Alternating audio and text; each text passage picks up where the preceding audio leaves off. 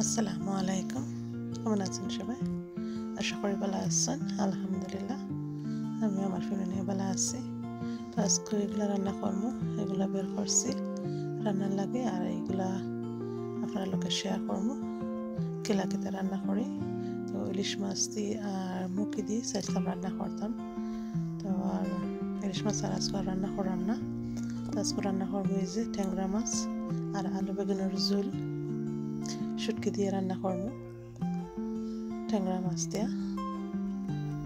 তো আগে এটা রেডি করলাম, আর সাথে রান্না করবো এই যে সারিনের ভর্তা ভাজি করবো। তো আজকে এগুলা রান্না, আর এগুলো আপনার লগে আজকে শেয়ার করলাম। একেবারে ছোটো সিম্পল একটা রান্না আর ছোটো একটা ভিডিও। আপনারা লগে তাইকা সাপোর্ট করবা, পুরো ভিডিওটি দেখবা, লাইক শেয়ার সাবস্ক্রাইব করবা, সাথে তারা বেল আইকনটি অন করবা যাতে নেক্সট ভিডিওটা আপনার কাছে যায়। আর এই যে আলু বেগুনের ঝোল করলাম ট্যাংরা মাছ দিয়ে, কিলো এরও কমেন্ট করে জানাইবা।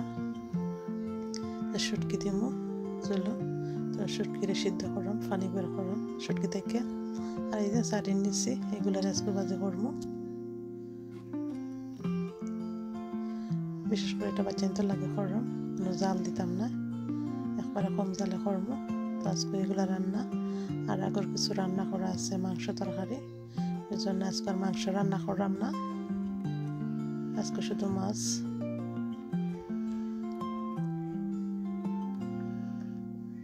তো লগে তখন আর পুরো ভিডিওটি দেখুন।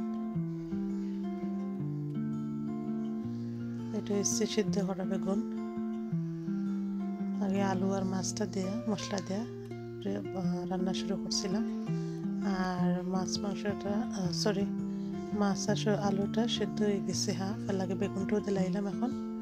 আর এখন দিলাইমো এই যে শুটকির ঝোল বানাইছি, এটাও দিলাইমো। সারিনের লাগে পেঁয়াজের মধ্যে দিলাম একটু চিলি ফ্লেক্স দিলাম একটু হালকা, আর একটু হলুদ গুঁড়া দিলাম, আর একটু ধনিয়া পাতা দিলাম। আর কোনো মশলা ইউজ করতাম না, একবারে সিম্পল ভাবে রান্না করলাম।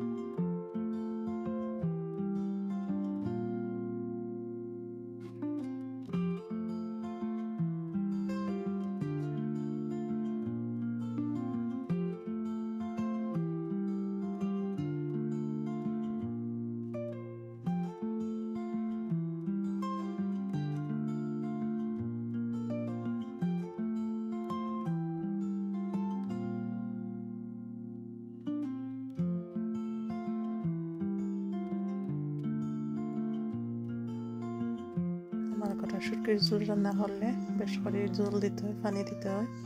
তো দিলাইলাম, আজকে ইলিশ মাছ রান্না করতাম আসলাম আর করলাম না। তো ইলিশের মাছের মাথাটা দিলাইলাম বেগুনের তরকারিত, আর এক মুঠো চিংড়ি মাছও দিলাম, ছোটো চিংড়ি। এই যে আমার আলু বেগুনের ঝোলটা প্রায় হয়ে গেছে, সারিন ভাজিও আমার হয়ে গেছে।